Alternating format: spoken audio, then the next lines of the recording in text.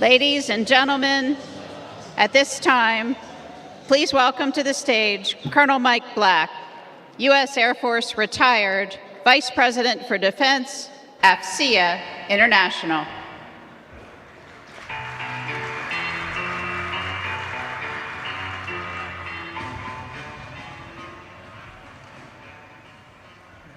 All right, good morning again. Love that piano from Hey Bulldog and the Beatles there. Thanks again for joining us today. Many of you were in here for General Skinner's presentation. I know he had to go off to a media engagement, but please let him know that I'm making a reference to his softball playing abilities here. Both he and I grew up playing softball together and against each other. I was the one that would hit it out of the park, but he would do an inside the park. So he did hit a home run, inside the park home run, with his presentation today, talking about DISA's ability to enable driving and supporting 100% of the DoD type missions out there. So before we get started with this next panel this morning, we do have a special presentation that we're going to do. And what I'd like to do is I'd like to invite AFCEA's CEO and President, Lieutenant General Retired Susan Lawrence, and our Executive Vice President for National Security and Defense, Brigadier General Retired Paul Fredenberg, to the stage, along with Lieutenant General Maria Barrett.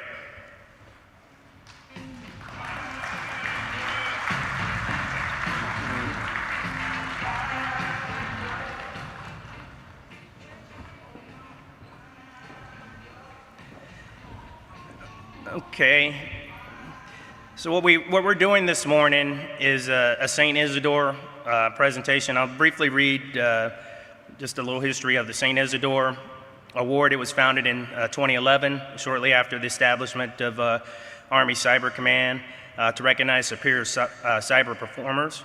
And through an agreement with the first commanding general of Army Cyber, now retired Lieutenant General Rhett Hernandez, and AFCEA International, an award was created to recognize the outstanding performance of Army cyber workforce. The award is named after St. Isidore of Seville, and considered the last scholar of the ancient world and widely called the patron saint of the internet. The award represents the highest ideals of essence in cybersecurity, a study of evolving world challenges of tomorrow. The award consists of 3 levels, highest of which is the gold, and it's reserved for those individuals who have rendered conspicuous long-term service and significant contributions to the cyber mission at a national level. One of these gold members is actually present with us, General Barrett, and is on stage. General Barrett has maintained a high, exceptional enthusiasm and energy towards developing cutting-edge technology and future innovative capabilities, committed to defending the Army network for sustained operations.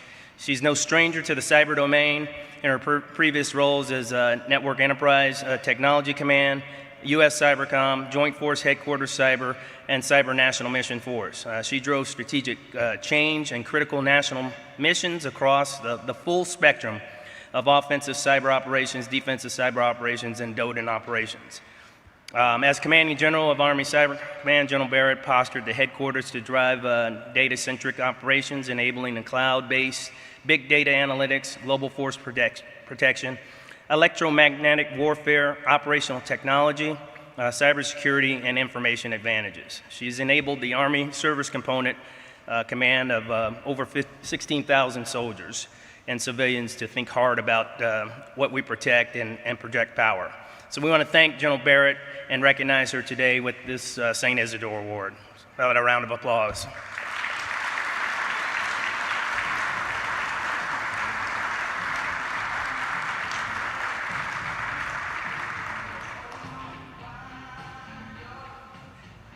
And I'll ask Lieutenant General Barrett to you can just stay on stage, ma'am. I'm going to call the panel up right now. General Cardone, in your panel, you're welcome to come up, and I'll do a brief intro.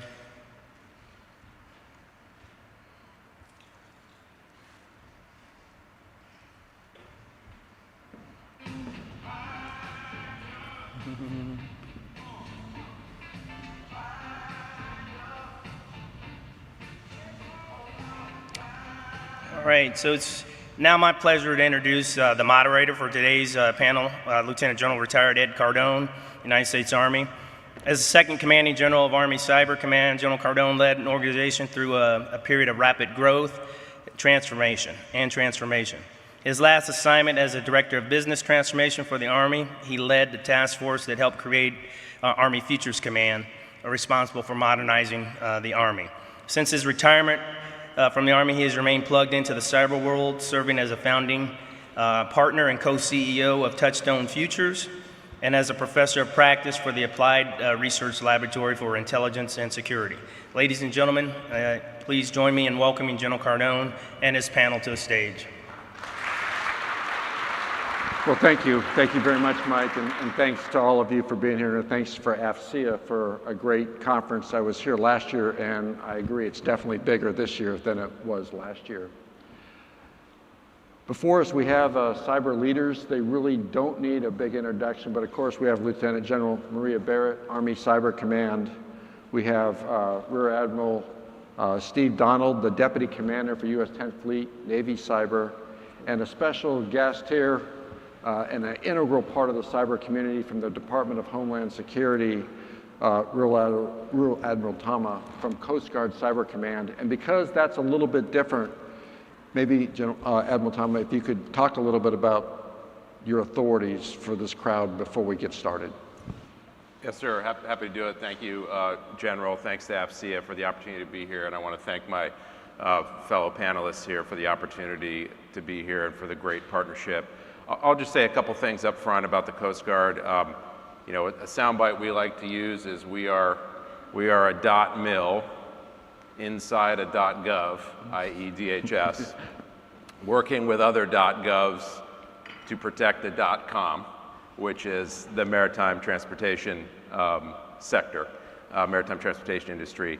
You know, obviously, like our other fellow cyber commands, we have to defend and protect our own networks. We enable operations, but a fundamental part of our operation is protecting the marine transportation system.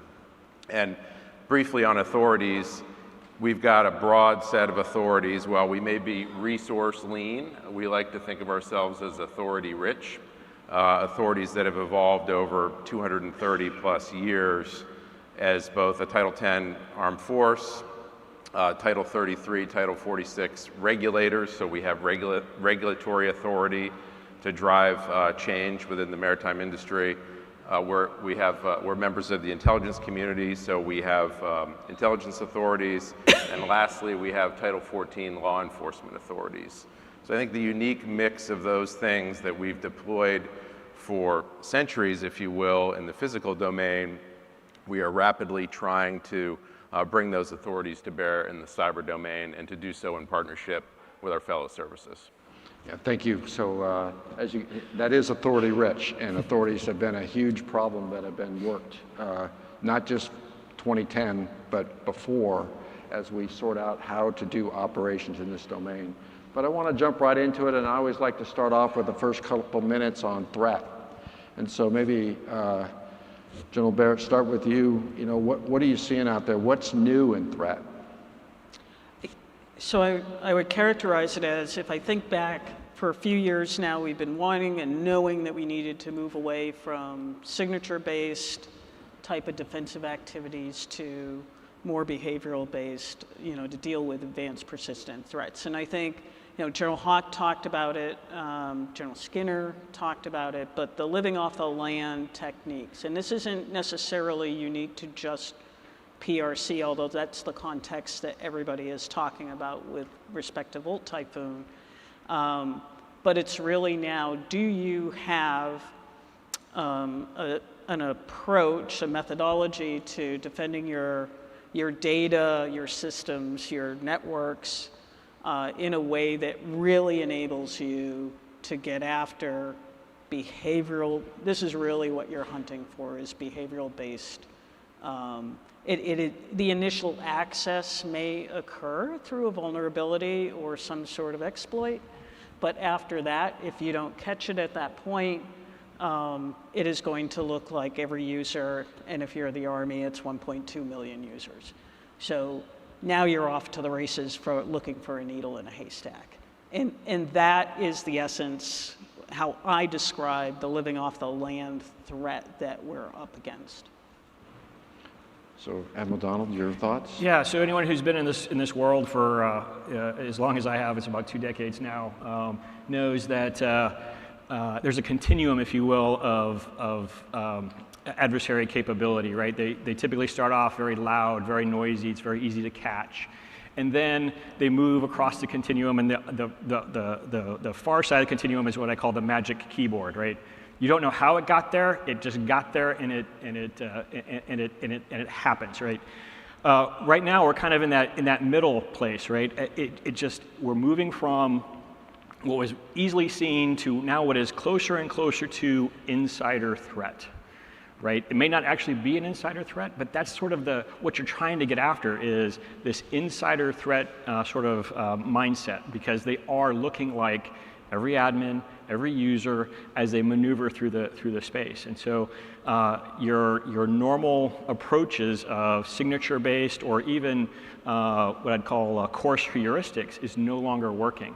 And you're having to go get more advanced automation, machine learning, artificial intelligence, censoring across a multitude of different sensor types. It's not just at the network gateways anymore. It's got to be across various network boundaries, down at the endpoints, and all it has to be synthesized in such a way that you can pick out the needle in the haystack. And certainly, one of the biggest things I think that we've seen out of Volt Typhoon, as Microsoft has described, was they are going after infrastructure. This isn't for espionage or intellectual property theft or anything of that nature. It is to go after and probably pre-position for a cyber effect or a cyber event later on down the line. That's the only reason you go after infrastructure, because there's no intelligence to be gathered there. It's really, hey, we're gonna try to cause a disruption. So the fact that we're seeing Volt Typhoon move into areas of infrastructure, I think that's really concerning, and that's what we have to leverage our partners that have all the extra authorities to work with industry and bring about the ability to detect and mitigate this threat. I really like the way you laid that out. And Toma, maybe you could talk about that, but in the context of, because a lot of our capabilities come from industry, right, that we're using on top. So talk about how the Coast Guard's managing this, especially in the maritime domain, which clearly is a problem in the Pacific. Sure, yes, sir. And I'll just double down on the 2 points from General Barrett and Admiral Donald, that we subscribe to this belief that the intent has clearly changed, that we've transitioned from this era of surveillance and exfil to pre-positioning, and this is an area of tremendous focus with our work with the maritime industry. And I think one of the challenges for all of us is, particularly when we see our work with the private sector, they still have to certainly deal with activities, threats on the lower end of the spectrum, if you will. Ransomware actors will continue, those sorts of threats persist. But the things that really keep us up at night are these harder to find living off the land techniques, this pre-positioning, which could hold our critical infrastructure at risk. And I think from, private industry is on the front lines of this. We can't do it all as a government. We're working with industry to elevate their baseline game. We're doing this through hunt and assess missions. We're doing this through after action activity and incident responses, learning as much as we can through trusted relationships with the private sector, and taking the information that we gather and sharing it with others so that we can learn and grow. Yeah, unfortunately, we had Mr. Hull coming today from the Cyber National Mission Force, and many of you may have heard about this concept called Hunt Forward. And I'm not going to go into great detail on this because they're not here today, but what you just described sounds like a different type of hunt forward with commercial industry, which could pay huge dividends. I was actually going to talk about the Defend the Networks next, but I think maybe stay on this for a minute about partnerships and how are you partnering with the industry? How do you share data? How's that working? Sure. You know, at a high level, I would say I'll just go back to where I started. That we've worked with industry since probably about 1870, which you know, I'll spare you the 150-year history of the Coast Guard working with industry, but interesting story. 1870 was roughly the establishment of the Steamboat Inspection Service, which the Coast Guard ultimately absorbed.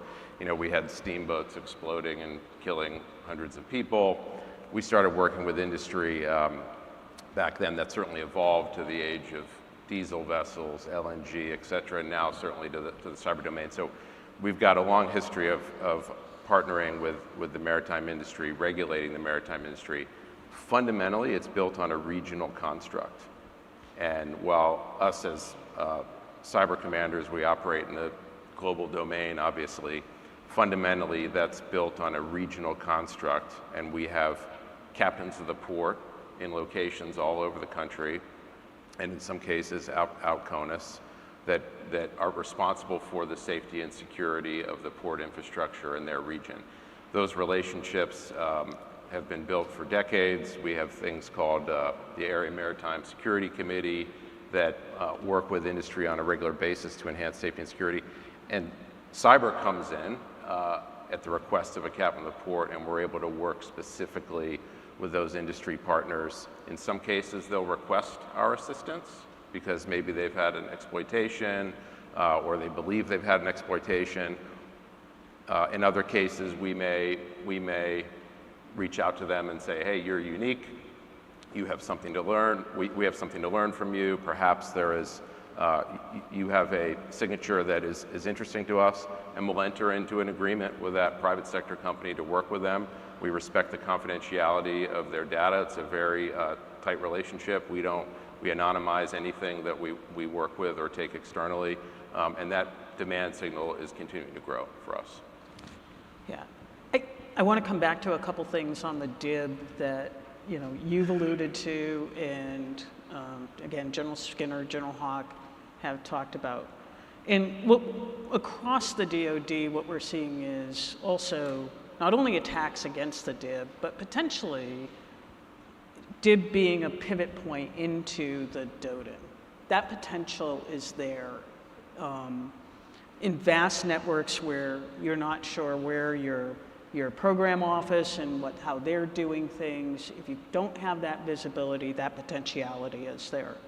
And so really raising the bar on DIB is pretty important. And the majority of DIB partners are small businesses as well. And so there are a number of initiatives underway, pilots to take a look at in the Army we're doing something that is a pilot.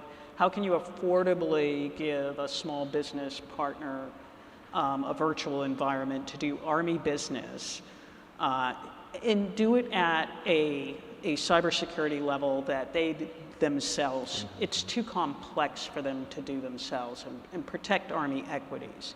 We're seeing some programs coming out at DoD-CIO with respect to opening up some of their cybersecurity programs to a broader range of DIB partners. NSA has the Cybersecurity Collaboration Center that they have. If Nick Hall was here, he'd probably talk about under advisement, which is more about the cybersecurity industry partnership between NSA and Cyber Command, largely led by the Cyber National Mission Force. CISA has opened up next generation malware analysis. So if it was a public sector initiative, so if you were a water plant and you wanted somebody to take a look at your malware, now they are opening up that to private sector as well, again, aiming towards the less capable DIB partners. And so all of this by way of saying, if these are things, if you're an industry supporting Department of Defense and you don't know about these things, or if you do and you really haven't taken advantage of them or explored them, or you're going, maybe I can still do it better, I would ask that you just really ask yourself, would I be better off with this? And if the answer to that is even remotely looks like a yes, please go and we want to make these programs better and more useful, but I think this is the beginning of where partnerships, a lot of these partnerships are voluntary. And so you might poo-poo them as, you know, hey, there's no stick there. Are you going to be better as a result of that collaboration? And I think Steve will echo this. As we have worked ever since the first Joint Cybersecurity Advisory on Volt Typhoon was published, the partnership across the service components and agencies has been phenomenal. The partnership with industry, learning from each other in terms of what we are seeing in the broader environment has been fabulous and very insightful. And that speed at which we can share information is hugely important. And so I think all of this is coming together, and I would just urge people to explore and push on the envelope of voluntary partnerships more. Yeah, we are so interconnected across the services, across the government, and then of course with our defense industrial partners. The adversary understands this and realizes this, and they are targeting very specifically all the vulnerabilities that they can get to get to our intellectual property or our command and control. And so it really is incumbent on us as a community whole, to understand that cybersecurity is a collective defense a requirement. And you know, so some of the other roles that we have as part of the being in the DoDIN infrastructure is that each one of us is assessing risk on our portions of the DoDIN. And invariably, when we hear of a breach, we have to figure out what does that breach entail. What was the risk to the intellectual property lost, and then what do we need to do with that industrial partner to make sure that the rest of the network is protected. And so we work very diligently both in proactive and reactive measures. Proactive, we have a series of assessments, and if you haven't heard of the CORA, the Cyberspace Operational Risk Assessment, that is the new CCRIs, as we used to call them, and they're coming to the DIB portion as well. We don't inspect them. That's done after JFHQC DoDIN or DCSA. But we adjudicate the risk that's assumed from them. So we hold the various review boards that are required, and we assess the risk. And sometimes, you know, the requirements have changed, right? We've upped the game. Why? Because our adversary has upped the game. If you don't have multi-factor authentication, comply to connect, and throughout your entire network, endpoint security throughout your entire network, then you're living in the past, and you're highly vulnerable, and we need to up the game, because it is a collective defense mission. We're only as strong as the weakest link, and we've got to be partnered well together. For our Fleet Cyber and INDOPACOM, along with Coast Guard Cyber and DHS and CISA, we've actually been very proactive in going out and talking to the various infrastructure companies in the region, Hawaii and Guam and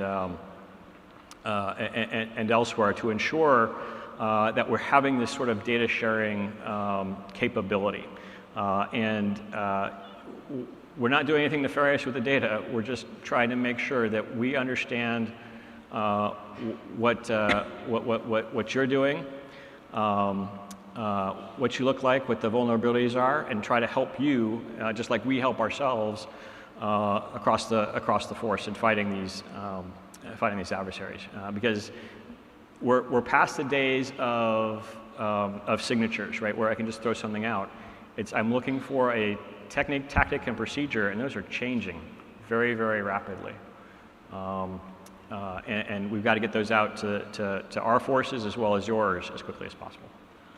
I'm really encouraged by what I'm hearing here, and the way I look at modernization, it's this marriage of concepts and technology.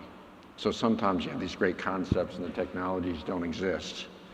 And sometimes you have these technologies, but we don't know how to operationally put them together, right? Everybody always uses Blitzkrieg as an example when they combined, armored formations, radios, and airplanes together. Those weren't necessarily new, it's the way you put it together. What I'm hearing here is the way we're putting this stuff together now is changing, and it could have order of effect magnitude over this. Now I want to kind of slide back into the technology side, not too deep, but I want to make sure that conceptually the industry partners are picking up on the concepts are changing. And so the way you articulate yourself may be really important. So General Barrett, maybe start with you on like some of the advanced, like for instance, data. Like we're using data a lot different. Maybe you could talk about that a little bit. Yeah, I think one of the things that we've really learned, and again, this predates the Volt Typhoon thing, but I asked the cyber protection teams, where do we think we are in terms of, when I first came on board, where do we think we are in terms of leveraging data and really optimizing the use of data for our hunts? And they gave me an answer, and it wasn't awesome. It wasn't terrible, but it wasn't awesome. And so we had this discussion, are we moving in the right direction? And then what would it take to accelerate the use of data in order to, because without a question and consensus across the board, that was key. If you've ever had to do a hunt, it's like walking and you don't have the data that you need, right? You are walking into an empty room and starting from scratch. And that is a terrible place to be. And we have some lessons learned from that. When you can walk into an environment that is fully censored, competent workforce, knows where everything is, has logs, this is easy, right? It is orders of magnitude different. And then for the sophisticated actors that we're looking for, this really becomes super key. So there's a data acquisition piece of it. There's a curation aspect. Not everything is important to it. And so it's really critical that you commit in your organizations to a data strategy. We all talk about data strategy. It's really hard to do.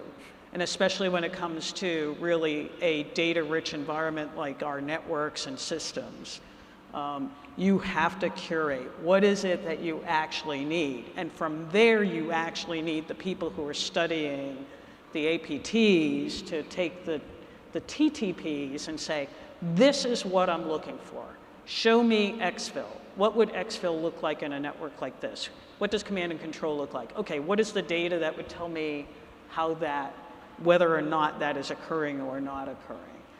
And then nirvana. Now we can start to have the discussion about, can I automate this? What kind of analytics can I put over it to do that? You make the adjustments for TTPs as you go along and you learn new things. But now you've done the data acquisition, you've implemented a common schema, you've curated it so you're not gobbling everything up, or you have it, some data is going to your big data platform, some is hanging out in your SIEM, but you know where it is. And now you can go at a speed and across multiple enclaves within the environment. Again, the Army's big, so how can I find the needles in the haystack faster? And then the next nirvana is, can I now put AI on top of that? And we do have a pilot that we're working on, and I can talk to that now, or if you Let's want to. hold that a little bit, 'cause Okay. that's going to generate its own discussion here. So So certainly, right, it's been interesting to watch sort of the data maturation across the forces over the last, say, 10 years. We used to collect a whole lot of stuff that we would put in the warehouse and try to munge on, and we found that was costing us a whole lot of money. not necessarily getting us exactly where we needed to go. And so we finally figured out, all right, these are the key things that we need to centralize so that we can have some alerts or some analytics that enable us to go dive deeper when we need to. And then we store that data far more efficiently than we ever have. Today by saying, okay, we're just going to federate this stuff. Wherever it is we collected, most of the data is going to stay there.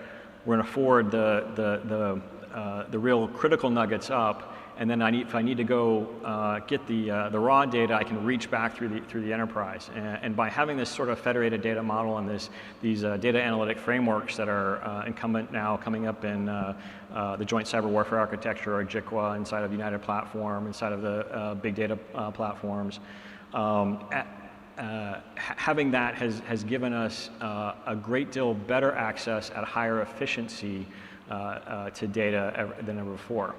I think we have a solid foundation, if you will, ready for the next era where we bring the machine learning and the artificial intelligence piece in. Certainly, one of the things that Fleet Cyber has been doing is working on this federated data model. We've been a little slow to the whole BDP game, but it's because most of our networks are very segmented, and it's hard to bring it all together into a centralized format. So we've worked through all the technology in the stack to ensure that, hey, let's do this sort of federated model, and it's starting to really work well for us. Yeah, I'll just make a couple points, and I'll put on our resource lean hat and say that we are intentionally not going to be on the bleeding edge of this front. But I think the Coast Guard, a couple years ago, we established an Office of Data Analytics and Artificial Intelligence, which was a big move for us. We were a couple years behind other entities, but a big move for us. This position specifically reports, it's a dual report to our Deputy Commandant for Operations and our Deputy Commandant for Mission Support, so we can bring all elements of leverage data across our enterprise, both operationally and from a mission support function. We are working very hard to get use cases that work, and as General Barrett said, we've realized it's very hard, it's very difficult. One area that we're looking at specifically, and I'll just use it as while not directly related to cyber, our bread and butter is search and rescue. An area that we're looking at is we have a plethora of data, imagery for that search and rescue mission, and how can we do a better job analyzing that. Another area where we've just collected tremendous amount of data is from commercial critical infrastructure owners and operators, and of course we anonymize it, we respect their privacy, but we're collecting this information and data from these various missions that we're conducting, and we are looking for the right tools to do the things that General Barrett and Admiral Donald just discussed. Yeah, so the reason I wanted to start with data, since that's the oil for artificial intelligence, and depending on who you talk to, just in generative artificial intelligence, the estimates of the improvements of the GDP of the United States is somewhere between 10 and 20%. The power requirements for the U.S. are going to go up at least 20% under the current chip direction. Now that could all change with breakthroughs, et cetera. But I can tell you from working on the commercial side, this is exploding. 150 plus large language models released last year. Who knows what it's going to be for 2024, but I bet it's more. They're getting better and better. And so we have these challenges we have data, we have lots of commercial data. When you put this together, to your point about finding anomalies, it could be quite powerful, but it's also dual use. So maybe you could, dual use meaning that our adversaries are also looking at this and like, how can we, spin up 10,000 exploits in an hour or a minute? Sure. And maybe you could talk a little bit about where this is kind of going. I mean, and realize we're at the front edge of this. We're not on the front edge of AI, but we're on the front edge of the most recent leap in AI, which is large language models. But we should not forget that rules-based artificial intelligence is just as important. So I'll start off, but Steve will hopefully chime in here. So I think that adversarial look at how it will be leveraged, I think we already can see some of what happens today. It may not be AI enabled, but we can definitely see, APT ability to scan and look very quickly for vulnerabilities, regardless of whether it's DoD or the private sector. That's there. They can do that. We can do that too. We use it to look at ourselves and make sure that we are locking all the doors and windows. And so now you think about that type of capability or looking for vulnerabilities in software,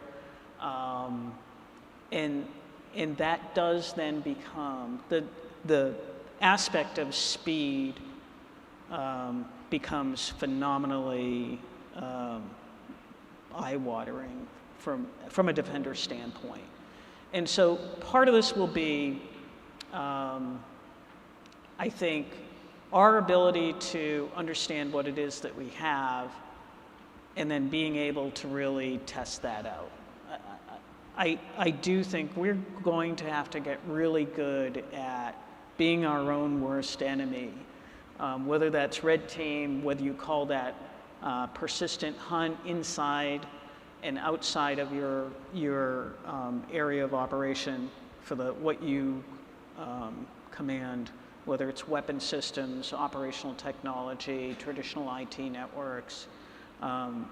We have to have that kind of hunter philosophy and go after it and really, really bang on ourselves.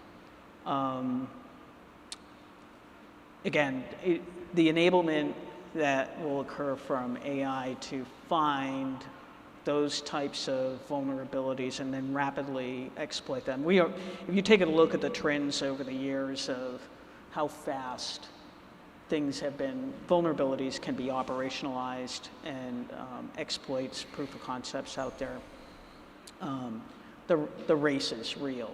And then can we see ourselves in a way that allows us to then mitigate or remediate very quickly, saying this is in the realm of the possible.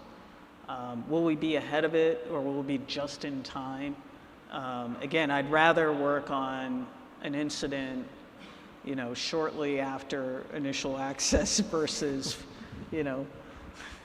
months or longer into it. That is enormous. Your level of confidence really goes down in terms of, did we get everything? A lot easier at the front end, and so I want to be at the front end of that game. So kind of in the spectrum of things, right? It used to be years to months to weaponize a vulnerability, and now it's down to minutes and hours. Hopefully it doesn't actually get to seconds, but it's getting very quick. How fast does it take us to patch a system? Still kind of in the months to weeks era, maybe days, if we're really on top of things. But it's just because the networks are so vast. So there's this large gap. One of the things that we've done with AI is I'm lucky to have cyber warfare engineers, and these are a group of officers that are specially trained to work cyber warfare problems. They have to, it's kind of a Rickover style for those that are familiar with the submarine community. It's sort of a Rickover style capture the flag event in order to become one of these cyber warfare engineers. Our group at Fleet Cyber is called Deep Blue Sea, C being the language C, not SEA, but it's got some some good maritime hooks in there and nerd hooks, so we're good. What they have done is taking a large language model. They have taken a corpus of vulnerability data. They've taken DODIN's SASRE scores, their risk-based scoring. And then they have taken vulnerability reach data brought, from how many hops does it take to reach that vulnerability? What's the capability? And they put it through the Gonculator. For the defensive side, what we've been really using this for is, this is the thing that I need to go patch right now. This is likely the next thing I need to go patch, et cetera. So it's given us a prioritization of what we have to go take care of. And when a new vulnerability comes in, a CVE or a KAV, or the case may be, the large language model can, we throw out the Gonculator, and mixed results right now. We're still learning with it, but it can sort of help us figure out, okay, how high priority is this across our enterprise and enclave, and so that that's what's helping us on the defensive side. I can only imagine kind of a similar Gonculator is someplace else. I think I'll just make a couple points additionally. I was at Johns Hopkins APL a few weeks ago for an AI/ML discussion, and I asked the question to assembled experts in who will AI ML favor, the good guys or the bad guys with respect to cybersecurity. It's interesting, I would say it was like 60-40, the good guys. I'm not sure I necessarily subscribe to that belief, but I think we have to take this mindset that AI tools are going to lower barriers to entry to the cyber hacking world, just as it's doing in other fields of where AI is having an impact. We have to assume that, exfilling large amounts of data, the bad guys are going to have new tools to analyze and potentially weaponize that more rapidly and use that against us. So I think we're certainly taking the approach that, the adversary, we have to assume we'll have some advantages here. They always have decision advantage and will always be one step ahead.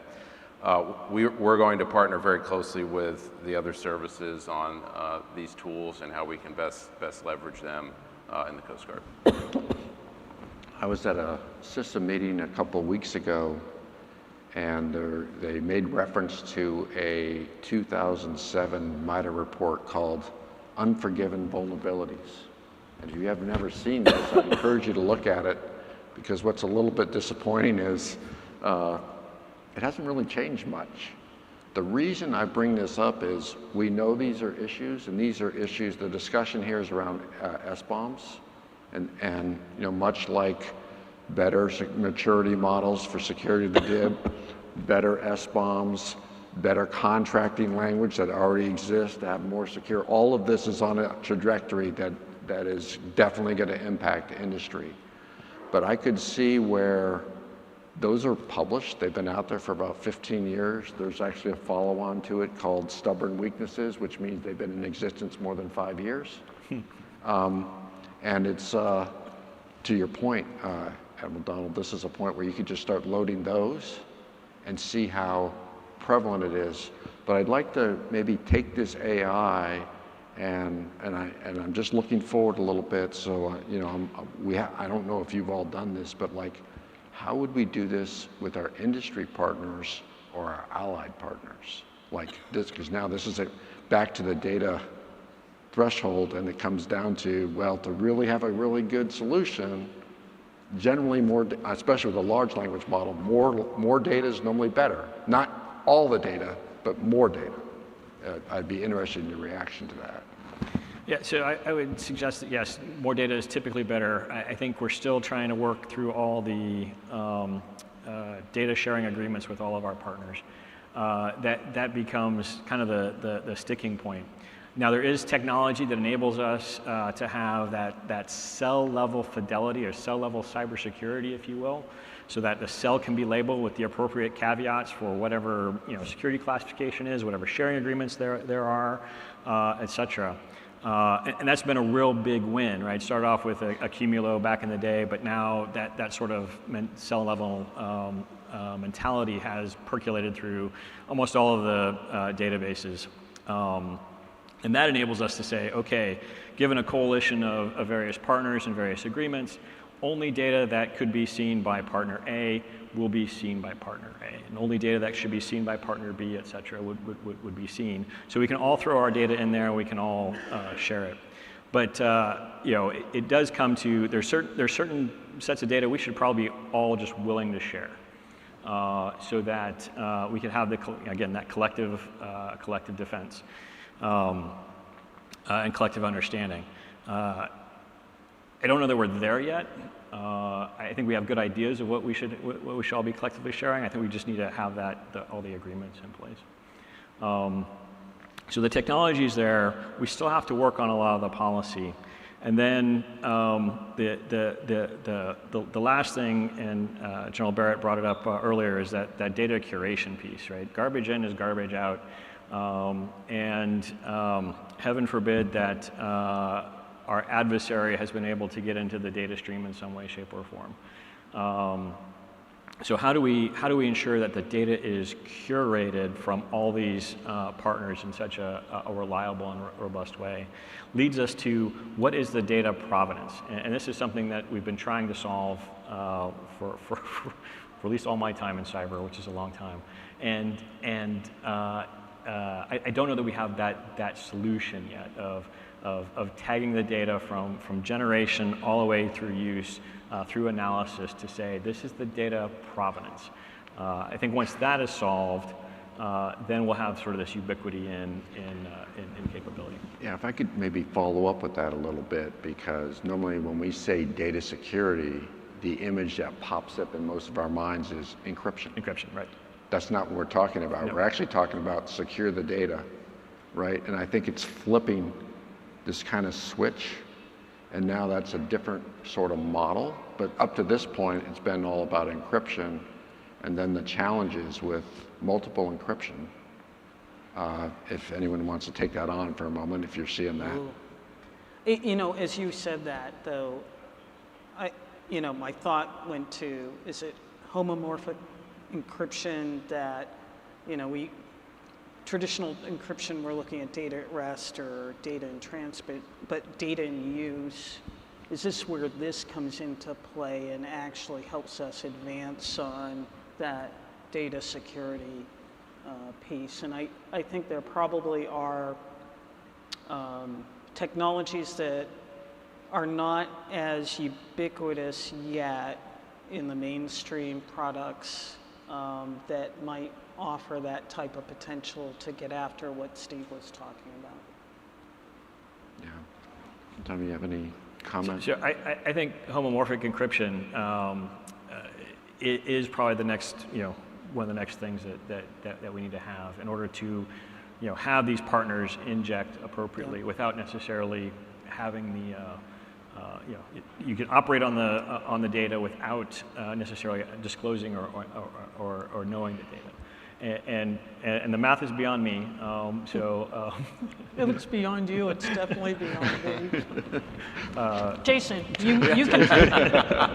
No, I won't take on encryption. I'll go back one step to your question about partnerships, sir, both internationally with allied nations, infrastructure partners. I think fundamentally we have to start with the basics of those partnerships, and all of the services are working to improve partnerships and engagement and information sharing with international partners as well as critical infrastructure owners and operators. And if we can build those relationships of trust, get some reps in, and do that on a repeatable basis, I think we'll be able to grow and evolve those such that we're sharing higher levels of information and analytic tools and lessons learned.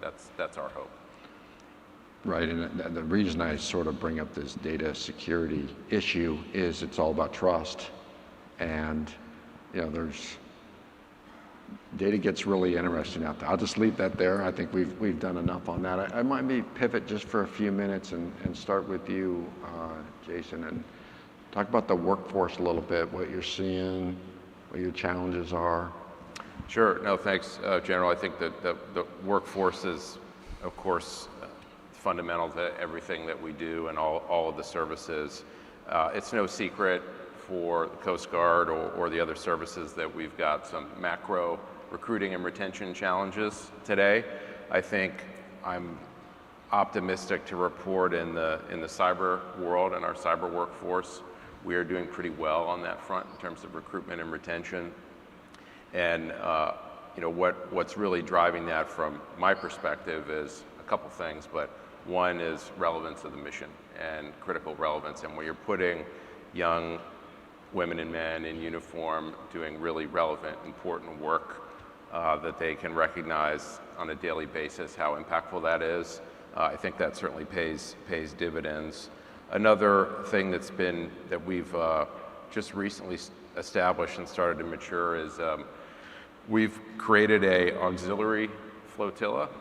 We have a Coast Guard auxiliary force of about 20,000 people that's been around for 80 or so years, primarily doing boating safety missions, augmenting active duty missions where they can. Obviously, they don't have law enforcement authorities or intelligence authorities, but we actually, and for decades, this has been a regional construct augmenting local operational commanders. We now have our first functional flotilla, which is a cyber flotilla, and we are looking to take members of the civilian workforce who maybe they didn't want to traditionally wear the Coast Guard auxiliary uniform, and instead they want to wear a polo t-shirt and some 511 cargo shorts or pants and do cyber work.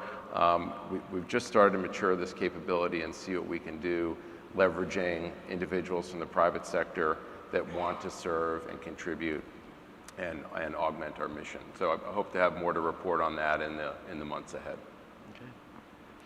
I know there's a lot of work on this. Just if you want to add any comments, I know both services have really worked pretty hard on this, and it's mixed. That's my sense. So certainly I'd say that for the Navy, we actually hit our recruitment numbers in the cyber workforce. Now, I would say that numbers are probably too low. I need more than what's currently being recruited, but we're working that with bigger Navy. But the fact that we're able to hit our recruitment numbers when the vast majority of the Navy is having some difficulty, I think speaks well to the mission set. And if you can keep the individual in the mission, we retain them.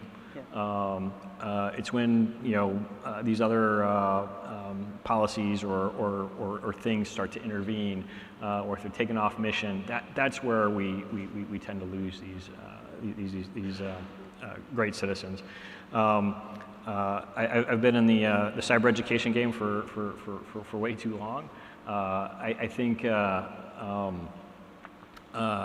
the schoolhouses now are finally getting to a point of maturity where they're able to build the right kind of candidate, right? Someone who is inquisitive, investigative, has that critical thinking skill set, right? But it's taken the fact that we've had to shift out of kind of the industrial educational mentality in order to get to the cyber warfighters that we need that have this critical thinking and investigative skills. I think we all work together to try to find what are the right policies, what are the right incentives, but if you can keep them on mission, that is a meaningful mission, they are ready to go. And it's been great to see over the last couple of years how Navy has turned a corner and started to really invest in this area. Yeah, many of the same challenges as Steve. One of the things that we're faced with is the Army's growing a lot in this space as well, and so when I take a look at the charts and the readiness is at an acceptable level, I'd like it to be higher. And I have to really back off and go, I'm growing at the same time. So that's why that line's not going up. If we were to say it's steady, strength, I would see a positive trend line. Recruitment's not the challenge. It is the retention piece. We can do more there.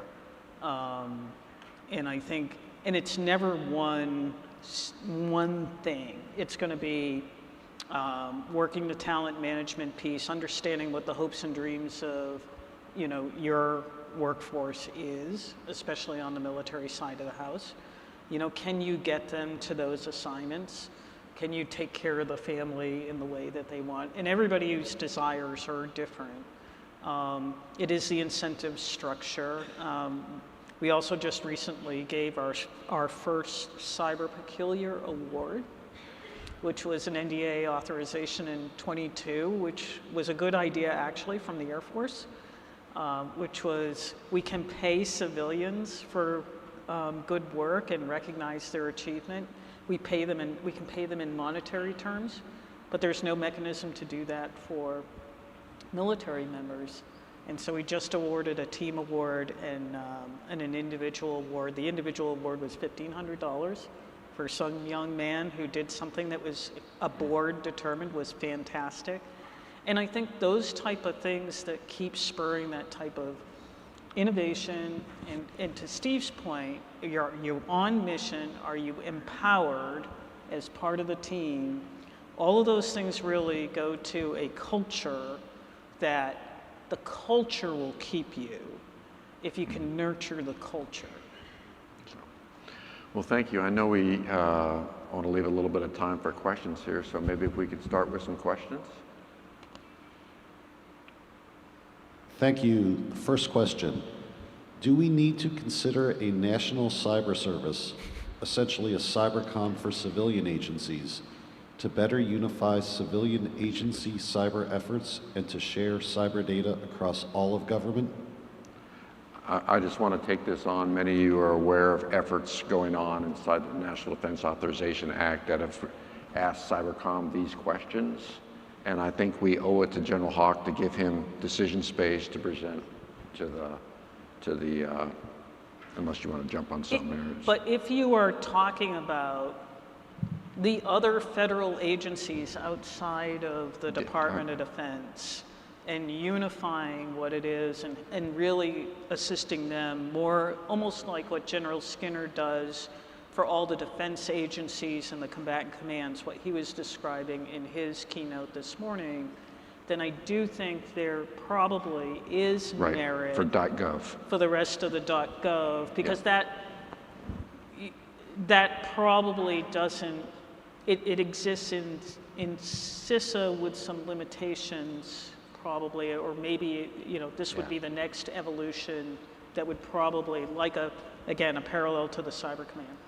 Whoever asked that question, I appreciate it. I can assure you there is a ton of work going on to lay out a series of options that have to go back through the department, the administration, and ultimately to the Congress. So please keep providing your input to that. Next question. The Federal Cyber Safety Review Board found Microsoft's security culture to be, quote, inadequate and in need of an overhaul.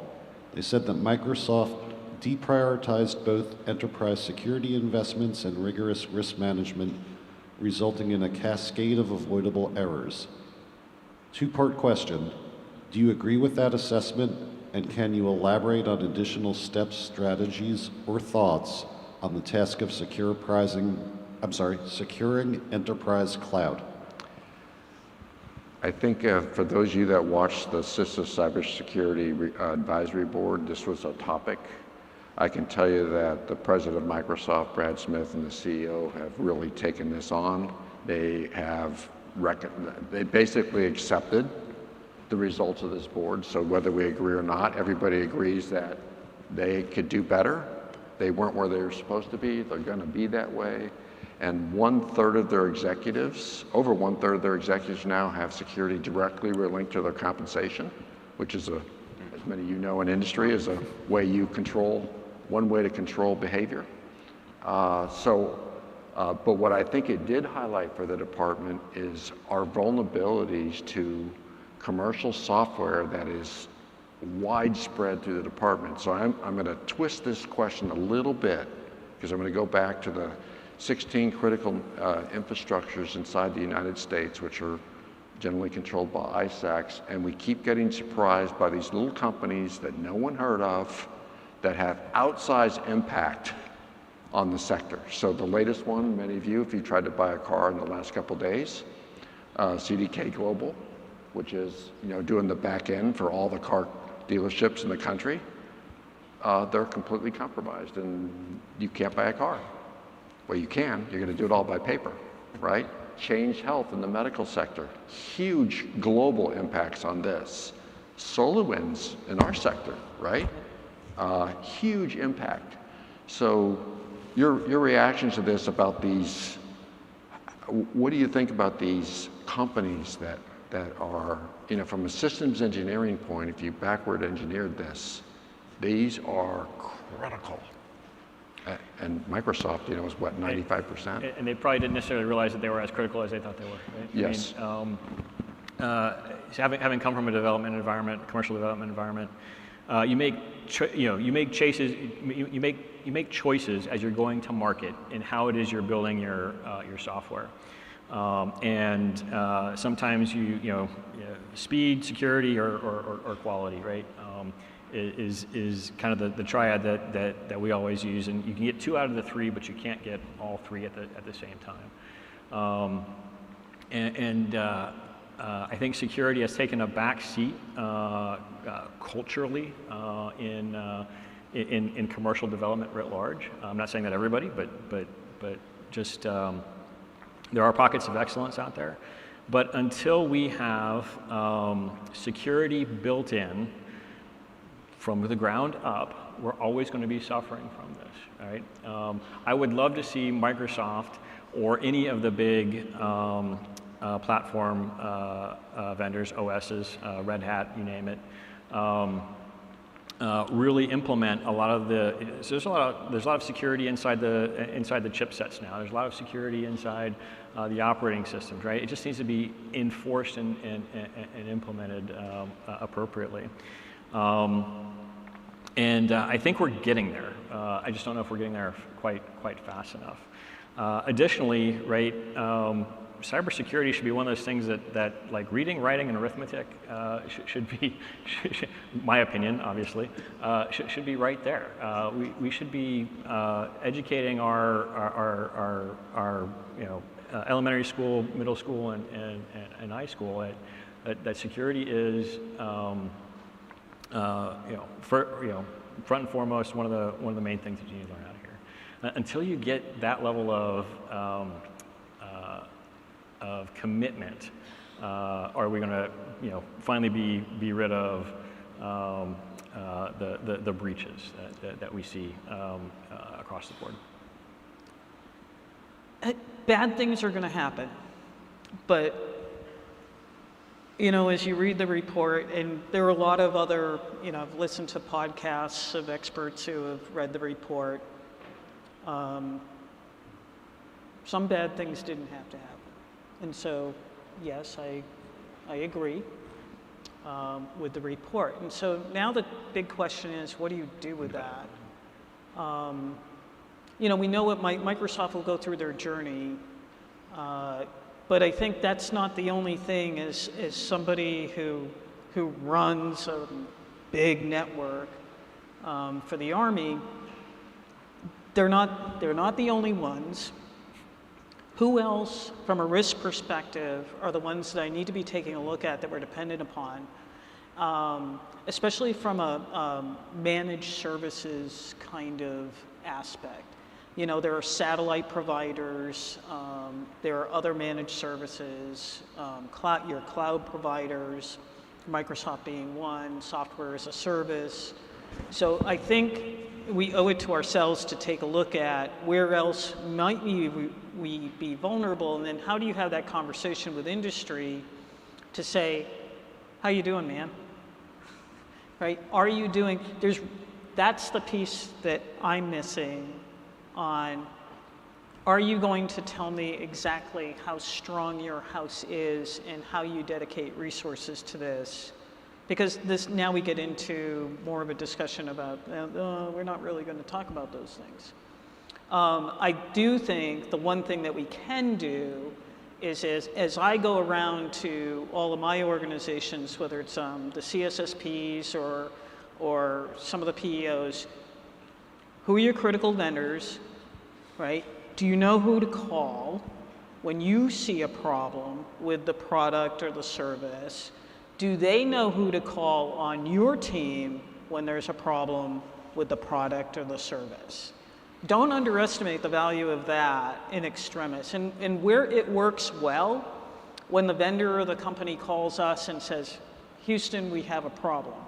Now we can partner on that together and you know, we're warned. We can start taking a look at some things on our side of the house to make sure that we mitigate risk, and they can work through that. That dialogue can be healthy, but it has to be a deliberate part of your operation and my risk calculation as the commander.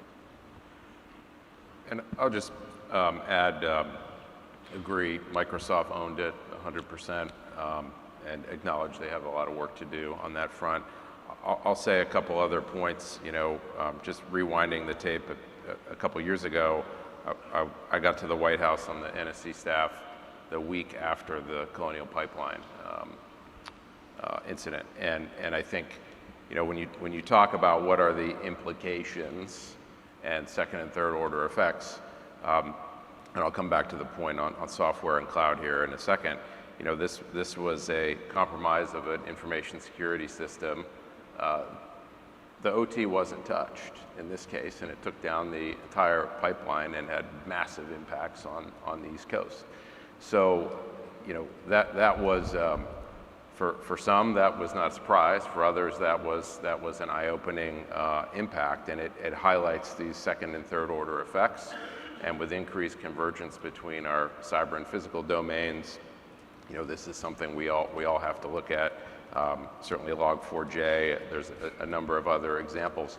That pivoted, that helped drive, I think, the administration's focus on secure by design, on improvements in the software supply chain, and really ultimately became a fundamental tenet of the national cyber strategy, which was, hey, don't just put the risk on the end user. We need to drive some of these improvements on the front end. And I think steps are being done to do that. We still see, though, on some of our private sector engagements, issues where companies may think, hey, I used a managed service provider, my stuff was on the cloud, I thought I was good. I didn't realize we had to still do X, Y, and Z to secure their data network. So we've still got a lot of work to do on this front. We have time for one more question. The idea of risk also describes the narrow window to create opportunities to get ahead. What is the culture of risk tolerance coming down from the Pentagon or from the White House with respect to innovating new or untested ideas? And how are you empowering your organizations to do things that in years past might cause people to not be proactive for fear of getting in trouble? I'll start off. I think what we're doing with the Cyber Peculiar Award is an example of promoting, you know, people to innovate and offer those up. And they go through a board, and so they're going to get scrutinized. And you got to be a little bit tougher as a young person to find out and hear from a board that maybe that's not the best idea, but come back and make it better. And so that kind of it's not a Shark Tank, but organizations who have run Shark Tank-like efforts get that kind of risk-taking, but education at the same time to make things better. Will these things go to an enterprise level? I don't know, but we'll see. You know, but we're going to foster that culture. I do think there is that balance of, I think we're always going to be we also have to foster a culture of, you know, test and verify. And so I like the idea that you have something that you're going to bring to bear. And even with our AI prototype that we've got going on right now, the prototype's been developed and we've run it in, you know, an enclosed environment.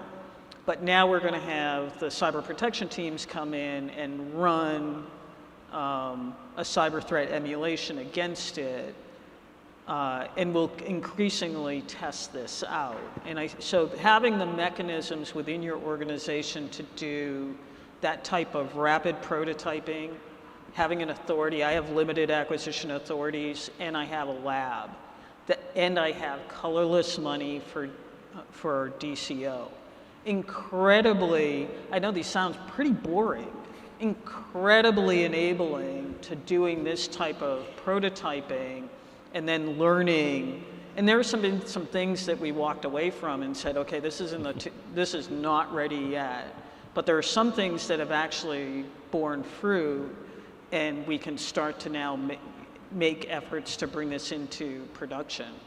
And so you do have to give some thought to the ecosystem that is being fostered from the person who's online, working down on one of the teams, all the way up into the headquarters.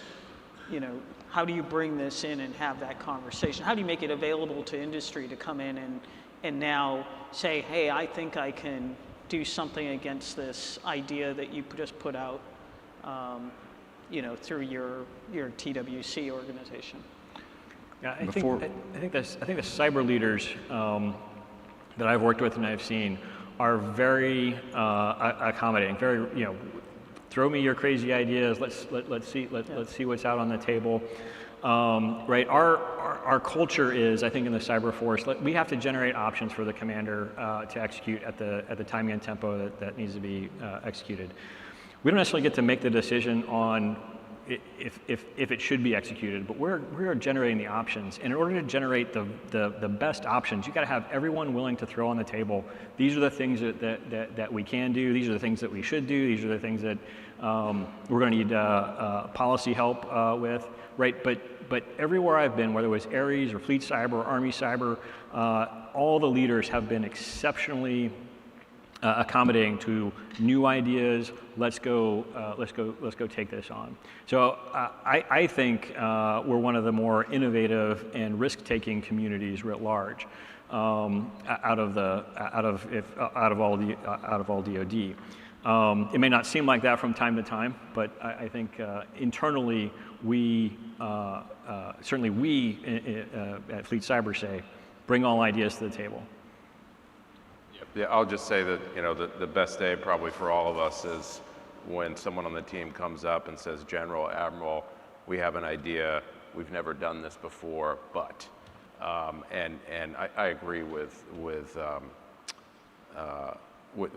this point that the community, the space demands innovation. We're operating on the frontier, exploring whether it's partnerships or technologies or relationships. And I don't know if the question was more directed towards acquisitions and new technology, which is a whole different issue. But I think General Barrett spoke to that. But I think this idea of pushing boundaries, willing to take some risk, fail forward, that's what we're trying to drive. Yeah, I describe DoD as being in the risk business, right? So what I have generally found being in those rooms where this is discussed, those that can explain, you have to understand the risk. The challenges come when we have no idea but the risk, and then the decision's easy, and then that gets portrayed as risk adverse, when really the problem is we don't understand the risk. And for industry, I describe that risk both ways. Risk of doing it, risk of not doing it. And often we forget the last part, right? And if you can sometimes articulate that, that will overcome a lot of issues. Now, I know we're out of time. Thank you all very much for your attentiveness, and maybe a big round of applause here for our leaders. Thank you.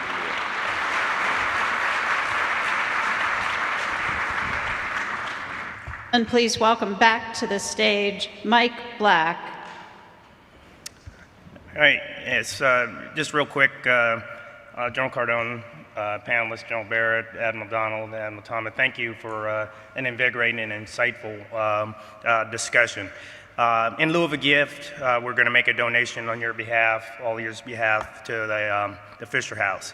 As for lunch, if you have a lunch ticket, it'll be the same as yesterday, over a 2-hour block. You can go back over there and enjoy lunch. You can see the rest of today's agenda either on the app or the website or on the slides. Please enjoy the break that we have here. At 1:30, we will have a keynote fireside chat with Jake Braun, the acting principal deputy National Cyber Director in the White House of the Office of National Cyber. Thank you. We would like to thank you all for attending this morning's panel. Remember to check afcia.org/signal to find Signal's daily coverage of today's events.